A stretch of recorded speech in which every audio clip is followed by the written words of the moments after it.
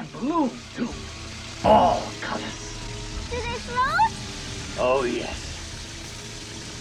They float, Georgie. They float. Welcome back to SledgeHammer Horror, guys. I am Lip Horror. Today, I am joined by the beautiful writer, producer, and actress, Hailee Lipscomb. Hailee, how you doing today? I'm doing good. Thanks for asking.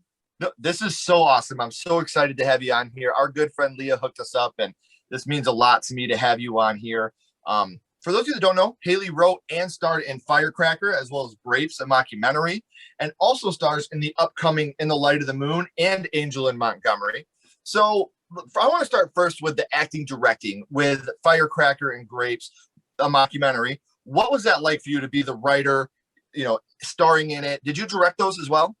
I didn't direct them, but I had a lot of, my friend and I kind of co-directed it.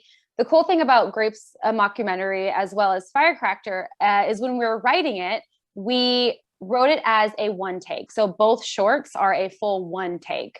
And so when you're writing that, you're kind of writing the direction and the cinematography as well, right? So every single point has to be super on cue. So it's more of like a theatrical performance, right? Because you only get a certain amount of takes. Right. But it was such a great experience. There is no cut. So everybody has to be super, super rehearsed. So like the first 3/4 of the day are going to be rehearsal. And then the last, chunk is going to be just shooting it. Right. And that's awesome. One takes are a lot of people, especially if you're not in the, and don't get me wrong, I'm not in the industry by any stretch of the imagination, but from all the research I've done and all the amazing people I've gotten to talk to, one takes are extremely difficult. Cause like you said, there is no, oh shit, let's try that again. Because you got to start all the way back from the top. They are crazy, crazy difficult. Every single minute detail has to be in order. And if there is a flub up, you have to have that experience of theater, honestly, to be able to kind of roll with the punches. Like the show must go on. So it really feels like a theatrical performance when you're doing it. Every little minute detail has to be set. I love it. I think they're really challenging. And in that challenge, you get this beautiful product that's so much fun. And where would we be able to see this at? You could go to my YouTube page. You could go to my Instagram. It's on Instagram as well. It's on Vimeo. If you go to my website, HaileeLipscomb.com, they're both there. They're super fun. They're really, really funny. At least I think they are. Well, for all you people that are much like me and very lazy and don't want to type all that, I have all the links right down here in the description. So all you got to do is go down there and click. And while you are doing that, why don't you throw her a subscription on YouTube? Why don't you throw her a follow? Because you get to look at those eyes all day long. And I love following you. You are one of my favorite people. We've been talking every day about this. And this is something that I'm very excited about. Before we get into the reason why we're here, I know In the Light of the Moon and Angel in Montgomery are still in post-production and production right now. But is there anything you can tell us about these that won't get you in trouble? That's difficult. In the Light of the Moon is a werewolf film. It's a monster flick. It's super fun, really gory, a lot of fun. We just sold that to a major distributor. So I can tell you that. I can't quite tell you who it is, but you've absolutely heard of them. And it's going to be really big. And we have two named, really awesome named actors for Angel of Montgomery. And it's going to be a really touching, really, really touching film. It's basically about prison reform. And our lead actress is a person of color and also deaf. And we wanted to make sure that we found somebody who is super an advocate for this. And we found the perfect person, and we're so excited to work with her. I can't release her name yet, but it's going to be an incredibly beautiful, inspiring, touching film. We're really excited about it. It's Angel of Montgomery? Yeah. I've been saying in Montgomery. Sorry, that's my fault. I did not mean to insult. Fine. No, Angel you're fine. of Montgomery. So everybody, I apologize for that.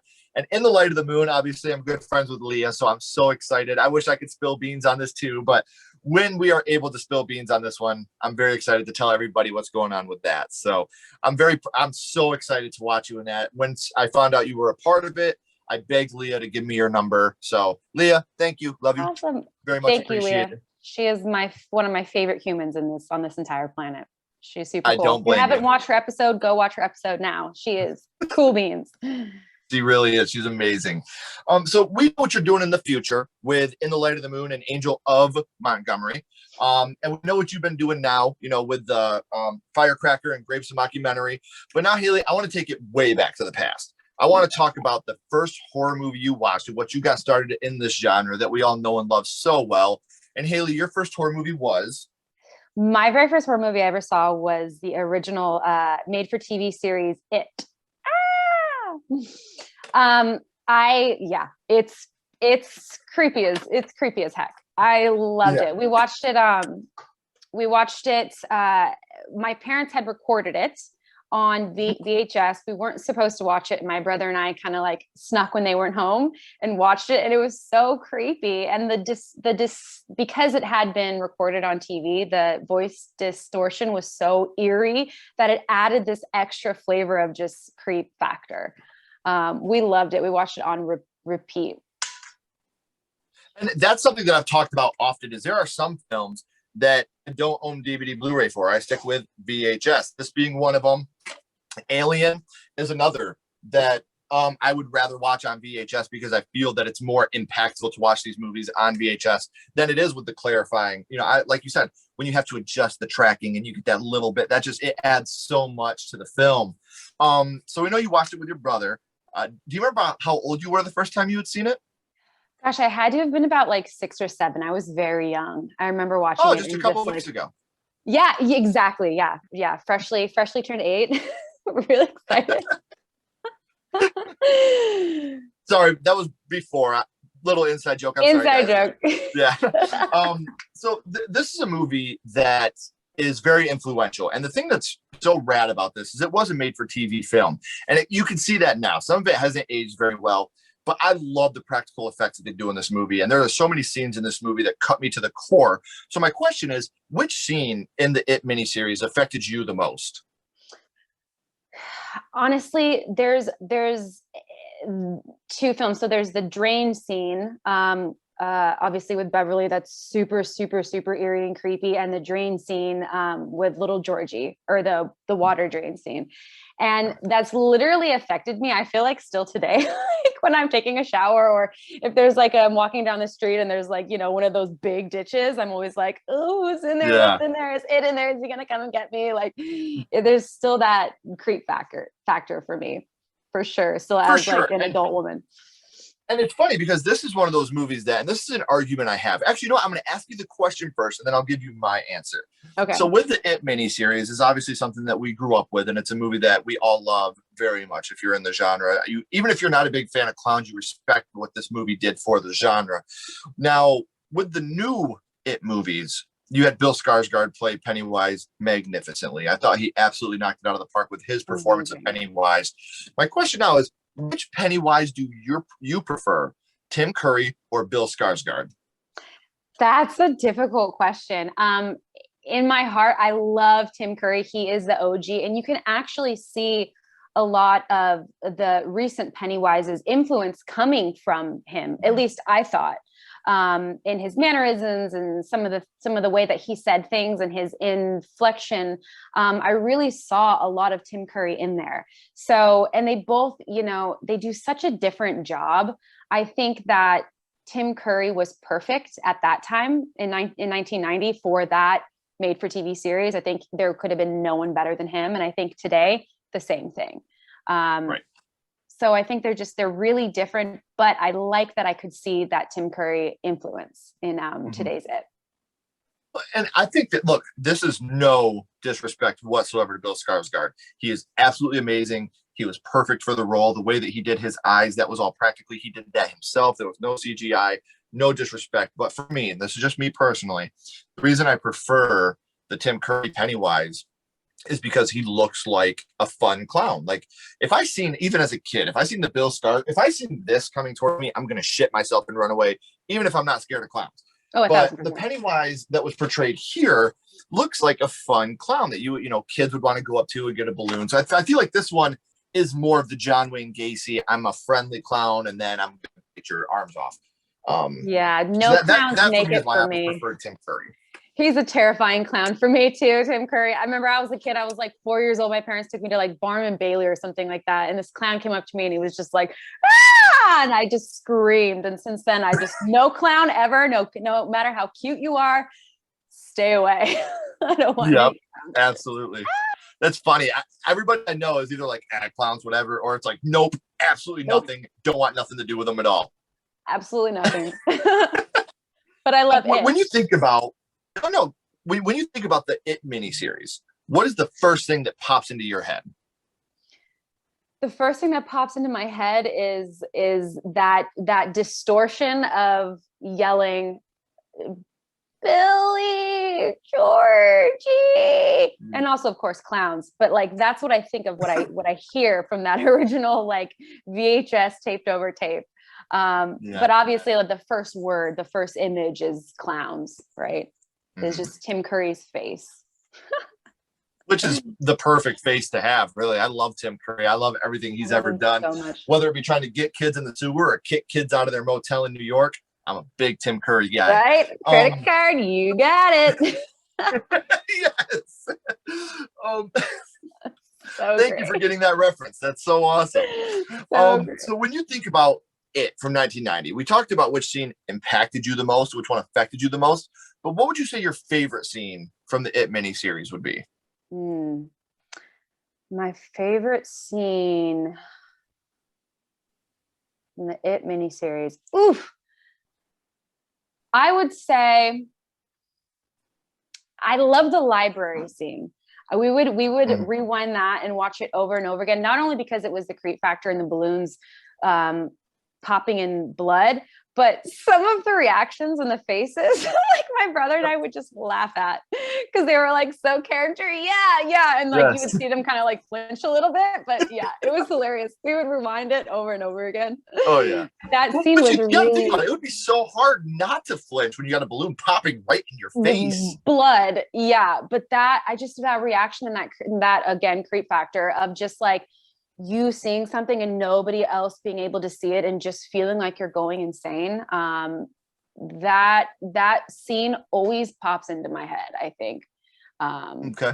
I think about that scene often. Yeah. It's probably one of my favorite scenes. Yeah. So I got a couple more questions for you. Yeah. I'm going to go dark on you here now though, Hailee. We talked about which scene affected you the most and what your favorite scene is. But now, like I said, it's time to go a little dark here. What is your favorite kill from the 1990 miniseries? Or instead of saying what's favorite, which one impacted you the most? Oh God. I think I forget what the character's name is, but he's one of like the bad guys, right? And he's down in the drain. And Belch. Yes, and the light and like the light's coming and you see it coming through the like tunnel and you like don't really know what it is and it comes out and just gets him. Oh, that's probably my favorite. I guess if I had to say favorite kill. You talk about how drains affect you, and even in that scene, the deadlights come through the drain and get him and pull him, and you watch his body fold over as he gets pulled into the drain. So that's funny how that all works together, even with the death part. All of my favorite like horror kill scenes and death scenes had to do with water. Like I love What Lies Beneath. Like when she's in the tub, like that whole sequence is so eerie and creepy. And Psycho is like one of my favorite, I guess, kill scenes, death scenes is in the shower. And I think because something about being in a shower or in a tub, you're so vulnerable, right? Because most of the time you're naked and, you just feel so, I guess, open, right? And like, you can't really go anywhere. And like, I don't know, sometimes I feel like I'm being watched in the shower, like, I don't know, by a ghost or something. I watch too many horror films, I swear to God. No, what I like, honestly, little sub here, I'm going to take a little curve. I like how you said when you're in the bath or the shower, you're almost always naked. I don't know when there's a time you're in there and you're not naked. I mean, pretty much, yeah. I mean, who knows? Who knows? And you're right, because you're naked, so you're like trying to cover yourself and just kick, like, get away, stop it. Yeah, right? Like there's that initial like, but then you're like, Oh, that's awesome. And it's funny because I completely agree with you when you're talking about What Lies Beneath. I think that is one of the most underrated horror thrillers, because even like one part that gets me every time I watch it, when Harrison Ford dies and, you know, the body's rising up and then she looks up at him and grabs him. Like, oh, that is so scary. So scary. Good. I have chills. Yeah. Anything with bodies of water creeps me out. Yeah. Mm-hmm. Yeah. Go submerging. Yeah. Yeah. I love that movie. So we talked about your first horror movie being the 1990 Pennywise It. But now we're going to go a little bit scream on you here for a second. What's your favorite scary movie, Hailee? What is your favorite horror movie of all time? Oh, that's so hard. Because I like, there's like different horror films that affected me differently. I remember in high school, I don't know if this is my favorite horror film. There's so many. That's like the most difficult question, I feel like. But there's one. And that's why I never tell anybody I'm going to ask it. I always, when I send my list of questions, I leave that one out on purpose because I want you to be on your toes when I ask this question. I want a genuine, not I have to think about it. I want a genuine, this is it. It's hard because I want to be like cool kid and I want to say like The Shining because I do love The Shining, but I have to say, like, when I can't remember when The Exorcism of Emily Rose came out, but I saw Exorcism, the original Exorcism, when I was pretty young too, and I loved it and it scared the poopy out of me. But when I saw The Exorcism of Emily Rose, that movie creeped me out so much. But I loved it. And I loved the cinematography of it. I loved the storytelling. Not only was I creeped out, I just thought it was a really well done movie. And it kind of piqued my interest with film at whatever, I think I was in high school maybe, or junior high. Honestly, I can't remember. Hopefully that doesn't age me. Don't do the math. Don't do the math. But I really love that movie. And I actually had the pleasure of meeting Scott Derrickson. I was serving at a place called the Federal, and he came in and had no idea who he was, and we just got to talking and became like, you know, friends. And he's an incredible director, and he actually wrote it also, which I didn't know. That's awesome. And it's just, I think that might be one of my favorite horror films. I don't know. Don't judge me. No, it's funny because I remember watching a behind the scenes thing of it. And they had a scene where she was contorting herself all crazy. She did they had that. to cut it. Yeah, and she did it, but they had to cut the one I'm thinking of from the movie because they were going to give it an R rating. And they did not want it to have an R rating, but she did it all on her own. And they used a splice of it in the movie, but they had an extended version of it where she like really contorted herself. But it was so scary, they were going to give it an R rating. And that to me, that just blows me away. Because I'm a fan of all, I mean, this is right here all the time. I mean, I am a fan of anything exorcism. I love those movies, unless it's The Exorcist 2. It's the biggest piece of shit I've ever seen. Oh, yeah. I love The Exorcist. It's definitely one of my like original favorite films. But yeah, anything in that realm just super creeps me out. And like the practicals, right? Like what you were saying, like the fact that she did that actually with her body. I remember reading that too, soon after it came out, and I was just like blown away at that fact. But yeah, anything practical in horror films, I like give so much credit to, and I love, like, and those movies I feel hold up more today than like graphics do, right? Because graphics are constantly changing and evolving, getting better. So yeah. I'd rather see a shitty practical effect than a good CGI effect that's going to age bad in 10 years. I'm looking at you, Freddy versus Jason. Like, I love Freddy versus Jason. Don't think I'm knocking that movie because, dude, it's Freddy and Jason. That movie could have been those two taking a shit in toilets opposite, looking at each other, and I'd have loved it. But you look at the blood in that movie now, like the CGI blood, and it looks so bad. Like, it looks so awful. And you're right. And I think the thing with Exorcist movies that have always gotten me as an adult, as a child, they scared me for different reasons than they do as a father of little girls. You know, I have a 13-year-old son, an 8-year-old daughter, and a 1-year-old daughter. And I've said this on the podcast before, but I've always said that as a kid, it was like, leave her, burn the house down. Fuck that girl. She's gone. You know, as a dad, it's like, I would do whatever I got to do to save my little girl. Like, I can't just leave her and burn the house down. I get Pazuzu's here, but fuck, I got to do whatever I can. And that's one of the saddest / scariest parts of the original Exorcist film to me is when she's on the bed and, you know, she's almost all Pazuzu'd, but on her stomach, it carves "help me" So Oh my gosh. she's Yeah. still in there. Yeah. She's, like that to me, like it just breaks me. Like Yeah. that's Trying so to fight her way terrifying and through. tragic to me. Such a good film. Yeah. It is. It's Yeah. such a good film. It's one of the films that a funny story. And for those of you that have watched this before, I'm so sorry you got to hear the story again. I grew up in a video store, and Oh, dope. my job as a kid was we would get the cassettes in. And if people didn't rewind their VHS tapes, I would have to put them in the rewind them, and I'd go put them on the shelf. And my reward was I got to rent a movie and a Nintendo game at the end of the week. And The Exorcist will always hold a really crazy spot in my heart because it's the only movie my mother ever shut off. She shut it off. She's like, nope, we're not doing this. It's too much. We're not, I was like, fuck this. I'm going to watch it. It ain't that bad. Then I watched it. I was like, oh, fuck, I shouldn't have watched that. That was bad. Yeah. I remember it scared me Every so bad time. as a kid. Yeah. Oh, man. So it'll always have that stigma with me of that's the movie my mom shut off. So it's always got that aura around it, even more, mystic, because my mom was like, no, you're not watching this shit. We got to the crucifix part and she was like, no, it's too much. We're not doing this. Yeah. Oh man, that's so great. How fun. You grew up in a VHS, or I guess like a VHS store, like a rental store. Yeah. That is Downtown so cool. Video. Yeah. Wow, that is dope. You're so lucky. That's actually how this started was, I would always think about, because mine was House from 1986. That's your favorite? That's my favorite, and that was my first. I've never seen it.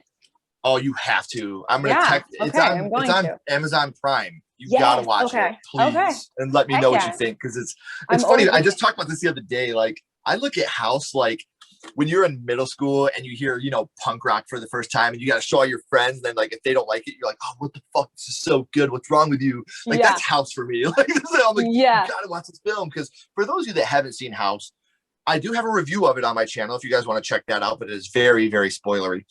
And then it's everything. It's a love story. It's a story of heartbreak. It's a story of loss. It's a terrifying story. It's a Vietnam story.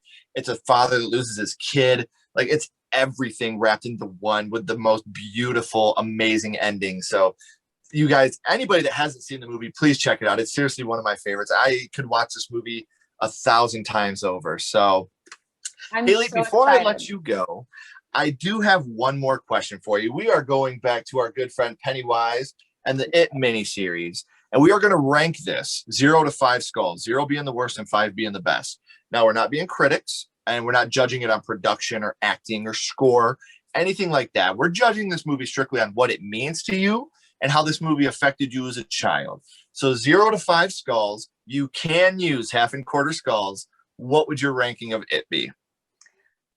5.5 skulls. I figured it was. And it's funny because something I've learned doing this is not everybody's first horror movie is something that they enjoyed. I had a guest on the podcast that after his first was Nightmare on Elm Street. And after he watched it, he refused to sleep with sheets on his bed after watching Rod get hung in the jail cell. So after that, he just absolutely refused to sleep with sheets on his bed, and it really affected him for a long time. And I think it's crazy to hear all these different stories about how they affect us and how they still stick with us today. With your acting style and your writing, and do you think it has any type of effect on the way that you are as an actress or a writer?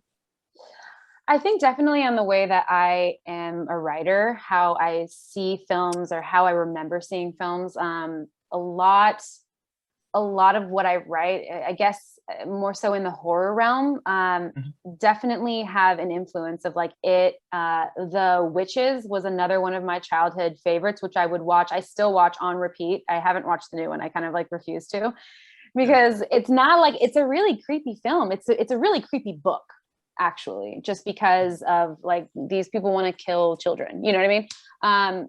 And I think a lot of my technique and my style and my vision really comes from that. So yeah, that answers. You're like, I just want to kill all the children. That's all really.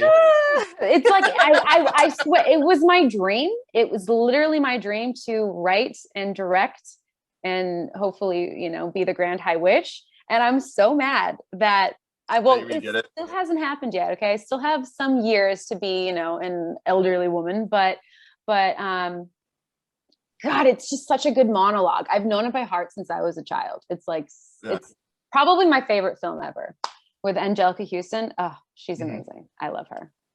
That's so awesome, man. Yeah. And it's awesome for me as, you know, somebody that's sitting in nowhere, Michigan, to hear these stories and how much film impacts us, you know. And this is something we've really learned, especially, you know, we're finally starting to come out of, you know, the COVID and the quarantine and all that. But during that time, I think we really realized how much we took for granted cinema trips and the hard work that people do to make film and give them to us. And it really brought that appreciation out in me, especially, you know, that's something I grew up in a video store. So, you know, taking for granted being able to watch film whenever I want and being able to take my wife out to the theater to watch a new movie, you know, it's something that I don't think we'll ever take for granted again. I think we really appreciate the fact that we can do all that now. So yeah, that was really cool. I was thinking when you were talking about that, because as a kid, we didn't grow up with a lot of money. So we would go to the movie store like once a month, maybe more than that. And my parents would say, okay, you and my brother Carl, you guys can go and pick out any movie you want. And almost every single time we would pick out Witches. And they'd be like, don't you want to watch this new movie or this new movie? But we knew we loved it.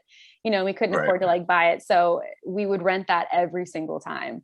But what a pleasure to like be able to grow up in a place where you could just watch movies all the time. That's so cool. You were really blessed. Funny, and I think that's why I'm such a fan of movie posters, because that was my YouTube as a kid, walking up and down the aisles and looking at the covers. You know, like I remember the first time I watched Fright Night was because of the cover. Yeah. You know, like just looking at it and being like, oh, I gotta watch this. This looks awesome. Or Return of the Living Dead. I'm like, oh, I gotta see this movie. Like that was literally our YouTube. We would walk up and down the aisles and just looking at the cases, like, oh, look at this one or look at this one. That's how we decided what we were gonna watch back then. We couldn't just look up a trailer in our pocket. So cool. It didn't work that way. Yeah, so, that's so true. I bet you have a really good eye for like visuals just from growing up in that. I love it. Like, I think, you know, I've always been a big fan of film, and now I'm starting to get my foot in the door a little bit. I was just on a TV show that we're hoping gets bought. And, you know, it's just one of these little things. Yeah. And like learning like the camera techniques and talking to the director and just sitting there and learning everything I can possibly learn. So it's amazing. And I have a much deeper respect for the amount of takes you guys have to do and the perfection that goes into it. You know, you see the final product on screen, but you don't always see all the hard work that goes into every single shot. Much. Yeah, so much. And I was thinking about this with earlier, sorry to ramble on about it, but with the distortion and those little added elements, like what you were saying, watching it on like VHS and stuff, and how important sound is, and not only to just every film, but especially to horror films. Like if you watch a horror film on mute, it's kind of funny, you know, because you don't have like the scare factor of that. But when you're watching, I think sound and, you know, not cheap jump scares, but like that, those eerie musics, and I think it adds so much to horror also, is just sound and music and sound effects, you know. As proof of that, 3 films right now: Psycho, Jaws, Halloween. People that have never seen those films know the score. Yeah. That's how important that the score is to those movies. And Halloween got rejected, and then they added the score to it, and that's what got Halloween bought. John Carpenter did an interview saying when he would show Halloween, nobody had any interest. When he added the score that he had to it, it got bought the next day. I love John Carpenter. He's incredible. Oh, genius. Have you heard his music with his son? It's really cool. Yeah. It's really cool. He's intense. And like, even with the new Halloween movie, like with watching him, you know, watching the behind the scenes and how they're making the score, like a lot of the sound effects, like one, he has a distorted guitar and he's just running a violin bow over the guitar. That's how he's getting the, like, it's so intense and so incredible to watch a genius work on behind the scenes stuff. I'll have to watch that. I haven't seen it. That's really cool. Thank you for that. Definitely should. Yeah. Well, Hailee, don't go anywhere. I got a couple more questions for you. Everybody else, I said it at the beginning, but I'm going to say it again. Make sure you're clicking the links down here in the description, not only to watch these short films, but to follow her on social media, subscribe to the YouTube channel, give her all the love that she can give. We all deserve it. And she's been working her ass off during the COVID, during the quarantine. Give it back to her. So make sure you're checking the films out. Give her some feedback on what you think about it. As always, guys, keep talking horror, stay what you are, and we'll see you guys soon.